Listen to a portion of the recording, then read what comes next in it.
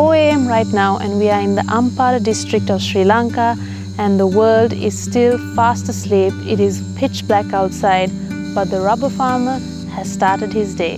What is up guys, and welcome back to my channel. In this video, I am taking you to experience the life of a rubber farmer.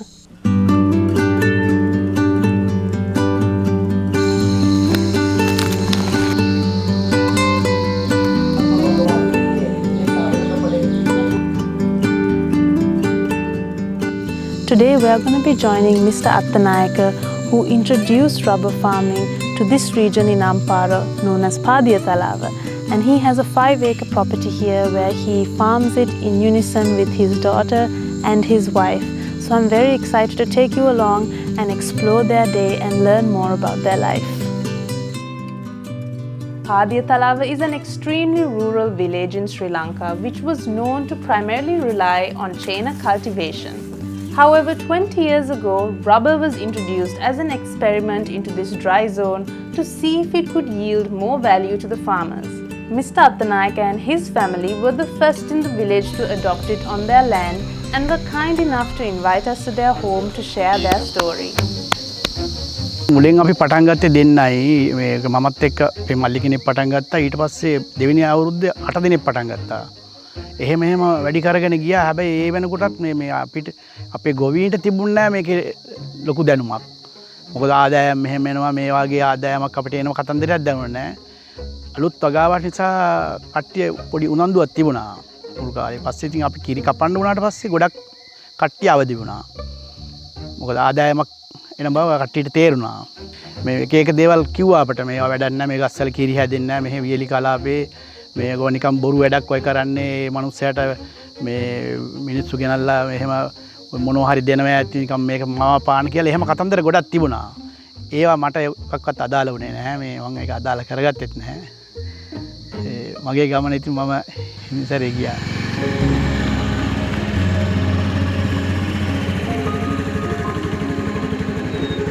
Due to the very unique nature of the rubber tree, the rubber farmer's life does start very early in the morning, and this is because this is the best time to tap the rubber tree and yield the most amount of sap.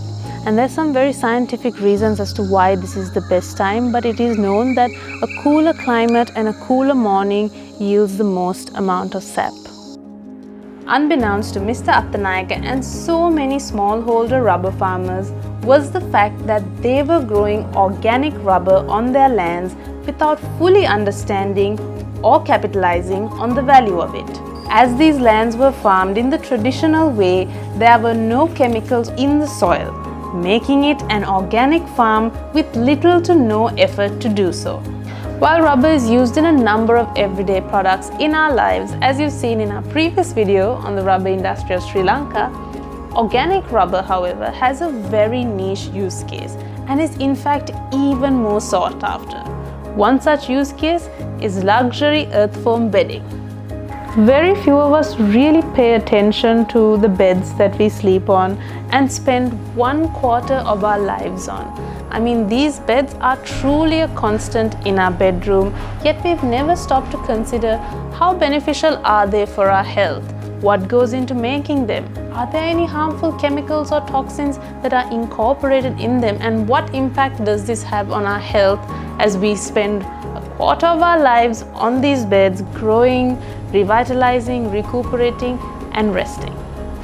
Earthfoam makes 100% natural organic rubber mattresses that are not only extremely comfortable to sleep on, but are also really good and safe for your health because they are 100% natural and it's an organic material. You can rest assured that there is nothing harmful that is going to be released into your bedroom as you sleep at night.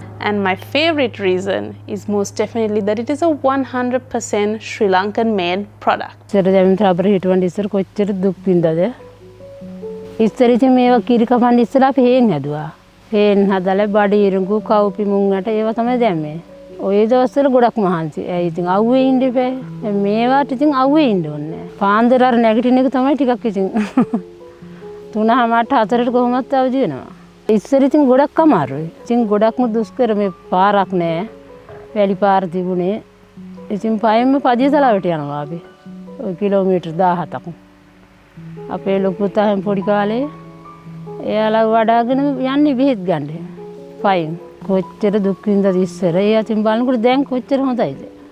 So the first part of the morning is completed and everyone is now taking a little bit of a breather. And something that I noticed about the family as they went into the day is that you'd assume that because they're a family, it's like a family activity and they'd be chatty and talking to each other. But actually they all go in their separate directions and they all mark a different area for them to attend to. And when I followed Attanayake, what I really noticed is that he has a very deliberate and intentional way of approaching every single tree. And when I spoke to him earlier, he mentioned to me how he considers every single one of these trees as his parents and he worships them and honors them. And that's why he starts the day by putting on some bana on the TV. Bana is a Buddhist preaching and he has a very meditative approach to cutting each tree. It's very intentional, it's very deliberate, and I can visually see that connection that he forms with every single tree that he cuts.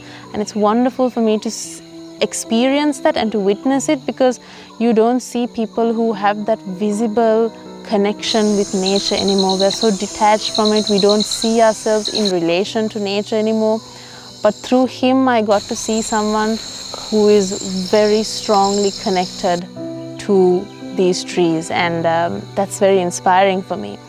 And talking about the very early morning, I must say that while it was very difficult to get up and get started, there's also something very special about being in the darkness and being so close to these trees and so within this nature, that it does something special to you, where you don't feel as tired anymore, and there's like some sort of an excitement or good feeling that kind of makes you want to just be around this area. That's something that I noticed that I thought I would share. So today the family has collectively tapped 325 trees. So now they will take a little bit of a breather and rest while all the sap is collected in the cups, and then we will move on to the next step.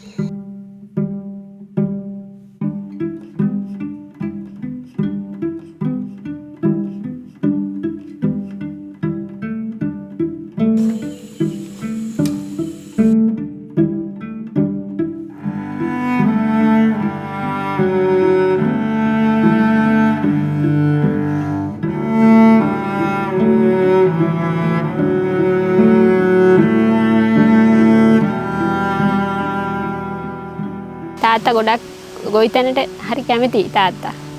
තාත්තගේ තාත්තත් එහෙම ගොවිතැන් කරපු මිනිහෙක්. ඒ නිසා මේ තාත්තා මේ අලුත් දෙයක් කරන්න ගොඩක් කැමතියි. රබර් ඇට ගෙනල්ලා මේ බිබිල පැත්තෙන් අපේ මාමා ඉන්න මෙහෙ බිබිලේ ඒ පැත්තෙන් මේ රබර් ඇට ගෙනල්ලා හිටවලා තිබුණා මේ වගාව පටන් ගන්න කලින්. ඒ දවස්වල නම් අපිට ලොකු තේරුමක් තිබුණේ නැහැ මේ වගාව පිළිබඳව මෙහෙම කරන්න ඕනේ කියලා.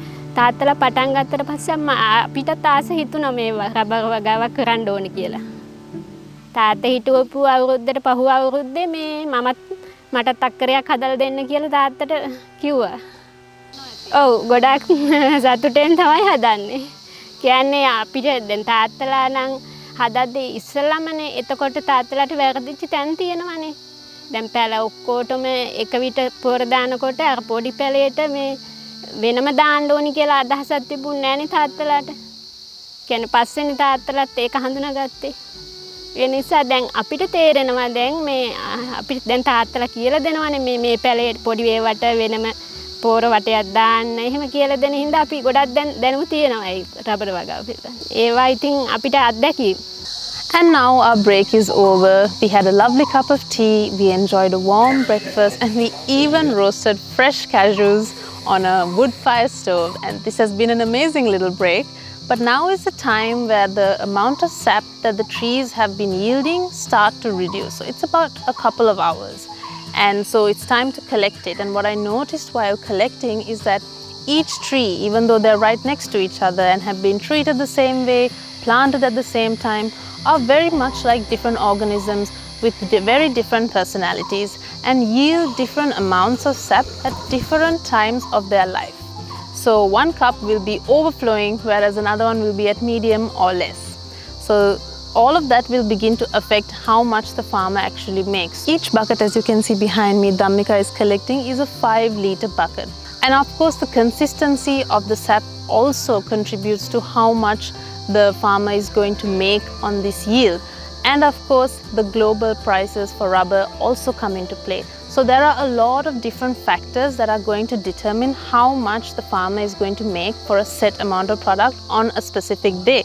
However, because organizations such as Earthfoam has set up end-to-end supply chains within its operations, farmers like Mr. Attanayake can be assured that regardless of unstable market prices, their price for their rubber will always be met. And that is simply because of the immense value addition that Earthfoam has been able to do right here within Sri Lanka. And it's these margins that allow the organization to take care of all the stakeholders within the industry. කියන්නේ අපි රජයේ රැකියාවක් කරා නම් අපිට පඩියක් හම්බ වෙනවා. දැන් මේක ඊට වැඩිය වෙනස්.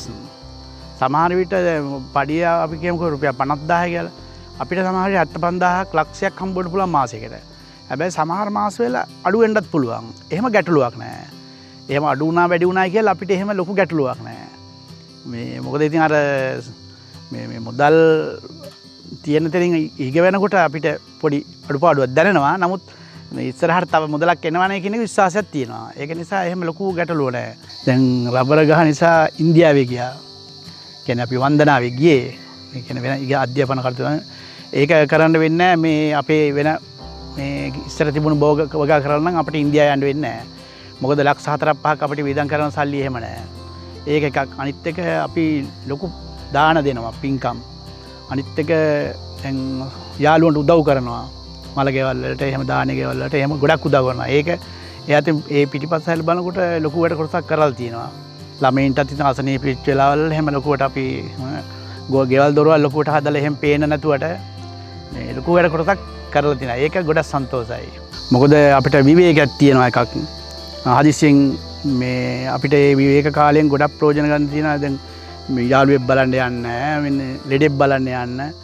මේ එහෙම ලොකු එතකොට දුවලා පුතාලා හම්බ වෙන්න යන්න, ඒ කට්ටියට ගිහලා කතා බහ කරන්න, වෙනත් වගාවල් කරන්න මේ වෙලාව තියෙනවා. ඒ අතින් ගොඩක් මේ නිදහසක් තියෙනවා.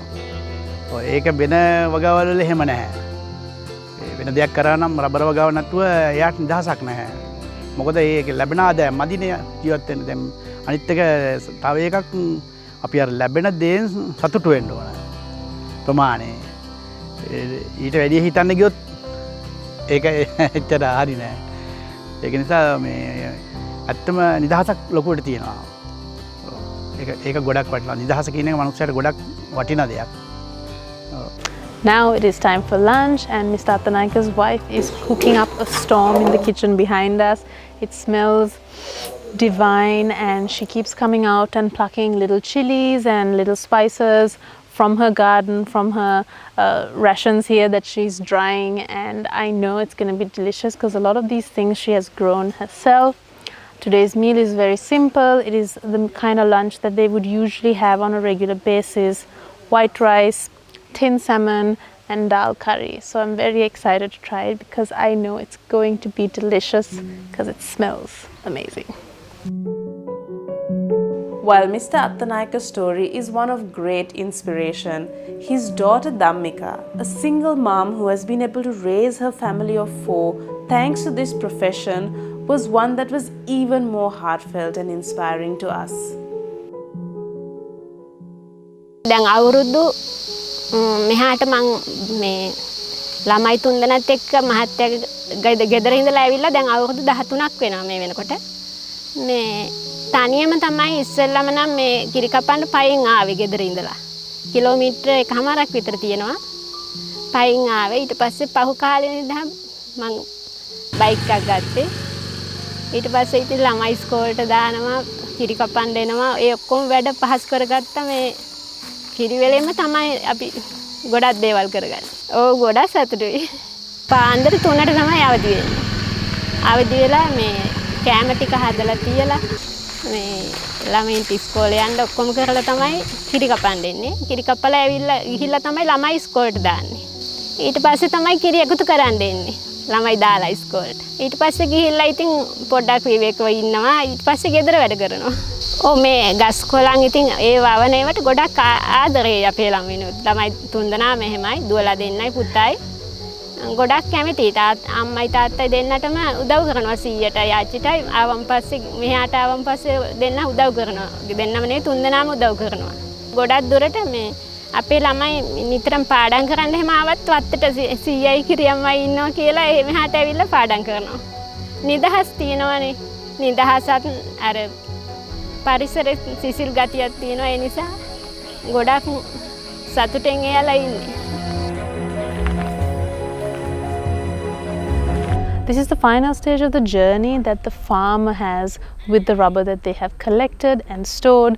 This is the part where the collection vehicle comes and collects it, and here you can see these are very rural areas like I mentioned before, so you have smaller vehicles to go and collect it, and then they will meet up with bigger bowsers in bigger cities and drop off the load, which will finally go into Earthfoam's factories. One thing I want to mention that I really like about this collection team is that it's a family team, a husband and wife team that does the collection of all this region, and they even have their son in the vehicle with them who goes along with them. He's very busy. He's very busy, but I think this is a very good example of just how it can help families and create incomes and careers for these people who have children and they're raising them and they're very happy doing it. So it's something that enables people a lot.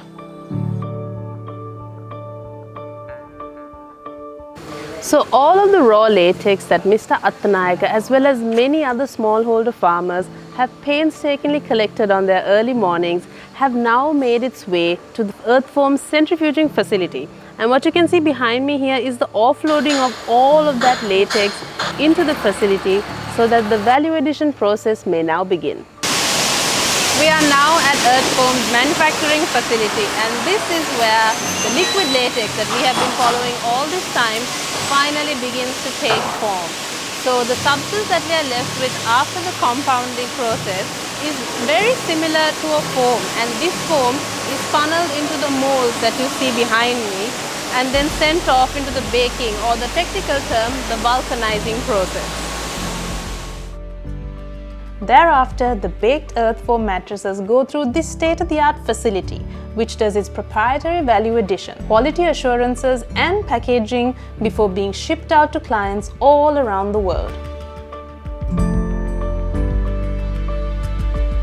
What's happening behind me right now is a pocket meeting. Now these pockets are actually assisted and created by farmers that produce and sell to Earthfoam, and each pocket of farmers has a leader. Now here in this region, Mr Attanayake is the leader. He's also an elder and he's the initiator of growing rubber in this district, in this region. So he's somebody who has a lot of respect, is considered wise, and a lot of people come to him for advice. Now, the purpose of these pocket meetings and these pockets are actually very, very important because 5% of the rubber that is collected and created by Earthfoam's factory and then exported, 5% of that is actually left as a fund to enable solutions to some of the problems that these farmers come up with.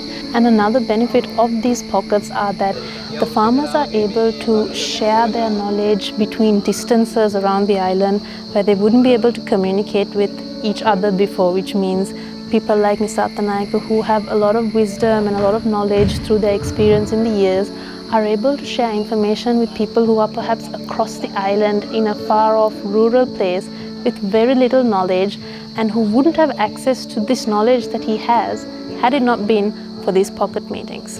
And I personally want to give a nod to Earthfoam for going the distance to really go far and wide to these extremely rural areas, not only just to create these pocket meetings that benefit everybody, but of course to work with farmers in these very rural areas. They send their collection teams all the way here, and when you use the word rural, it doesn't really explain how rural places like where we are today are. The roads are incredibly difficult, it's very hot, and there aren't a lot of people around in this area for, I think, many kilometers.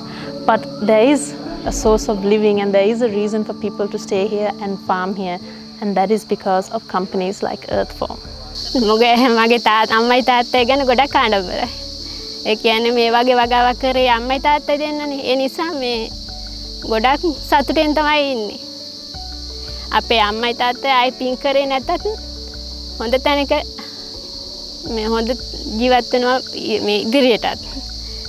ඒ කියන්නේ අපේ ගමට දැන් ලක්ෂ 50ක් විතර ආදායමක් එනවා. මේ මාරාව ගත්තොත්. කිරි රබර් වරින්. එතකොට මේ ආවට ගම්මාන වෙලත් දැන් ගොඩාක් ව්‍යාපෘති වීගෙන යන්නේ රබර් වගාව. ඒ නිසා මේ තාත්තා නිසා තමයි හැමෝම rubber හිටුවේ. Something that has stood out to us time and time again throughout this industry series is the importance of value addition. Sri Lanka is a very small island, but it is blessed beyond belief when it comes to producing some of the most amazing resources and really able to make a living out of it and make income from it.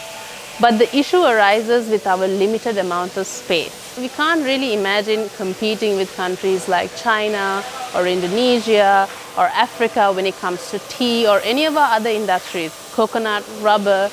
And what I've learned throughout this series is that we do have a way of competing, and that is simply through value addition and leaning into the fact that whatever industry that we are creating in, we're always creating extremely high quality output of whatever that resource is.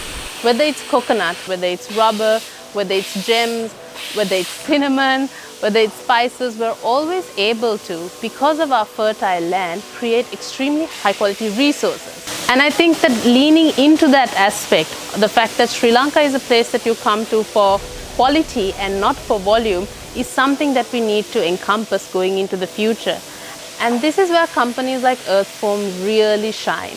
They're using a resource that is widely grown around Sri Lanka, like rubber, but they're collecting the organic version of it, and then they're able to value add it and create an amazingly high quality product that is in demand around the world, and are able to sell it all over the world and create a really high income from it. Not only benefit themselves, but also to have that benefit trickle down all the way to the farmer at the very beginning of this process. That to me is really a successful cycle, and it is a model of what Sri Lanka should probably consider going forward when working with these industries. Because it's time that we realize that we don't have to be like every other country, and we don't have to perform like every other country, because we're not like every other country. What Sri Lanka has and what Sri Lanka is a very special combination of things, and we need to lean into our strength. මොකද අපි ඉපදිච්ච ප්‍රදේශයේ හැටියට අපිට ලැබිච්ච සම්පතක් තමයි. දැන් අපිට නගරේ එහෙමන ගිහිල්ලා ඉන්න බෑ. දැන් අපිට පාරක් අයිනේ නිතරම වාහන යන පාරේ කරනවා නිින්දයක් නැහැ. මොකද දැන් මෙහි අපි නිස්කලංකව ඉන්නේ නිදහසේ.